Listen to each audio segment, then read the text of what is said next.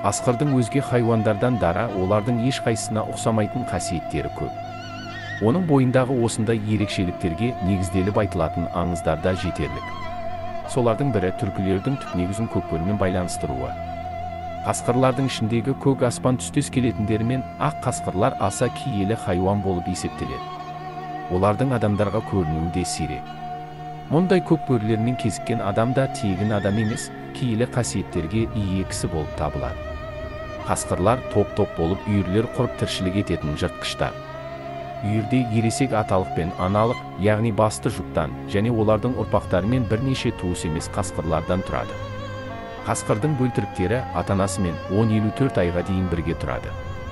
Үйірді көсемі басқарады. Басты жұп ұрпақ көбейту үшін қосылады. Үйірде басты еркек қасқыр мен ұрғашы қасқырларға ғана ұрпақ әкелуге рұқсат етіледі.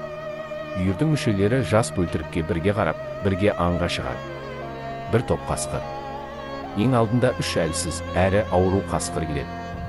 Егер алда бір төтенше жағдай бола қалса, алдымен солар құрбан болады. Сонымен қатар бұл үшеуі жол таптап, кейінгілердің күшін сақтап қалуына ықпал етеді. Одан кейін 5 еркек қасқыр келеді. Бұл негізгі топтың басы. Ортада 11 ұрғашы қасқыр кетіп барады. Олардан соң тағы 5 еркек қасқыр, ал ең соңында басшы бөрі келеді. Ол топтың жүру барысын қадағалап, бақылап әрі реттейді. Сол үшін топтың артында жүреді. Жұп қасқырлар араларындағы жұп қасқырларға құрмет көрсетеді. Олжалы бола қалса бірінші соларға бөліп береді. Жататын жерлерінде жайлы, оңашалау жерден таңдап қояды. Күшті қасқырлар әлсіздерге қамқор болады. Ал егер де өзара заңдылықты бұзатын болса, онда олармен басқаша сөйлесуі бек мүмкін. Қасқырлардың тағы бір ерекшелігі ұрғашы қасқыр мен еркек қасқыр жұптарын жазбай өмір сүреді. Бір-бірін ешқашан алмастырмайды. Оларды тек қана өлім ғана ажырата алады. Бала тәрбиесіне екі жақта атсалысады.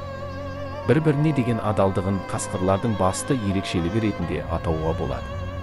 Ұрғашы қасқыр ұйықтап жатқанда, еркек қасқыр күзетіп тұрады. Қазақстанда қасқырлар шөлейт жерлерді, далалы және таулы аймақтарды мекендейді. Елімізде қасқырдың 4 түрі кездеседі. Солтүстік қасқыры қасқырлардың ішіндегі ең ірісі. Оның ересегінің салмағы 80 келі. Дала қасқыры далалы жерлерде, ал салмағы 40 келі болатын шөлейт қасқыры еліміздің оңтүстігі мен батысында кездеседі. Тау немесе Тибет қасқыры таулы жерлерді мекендейді.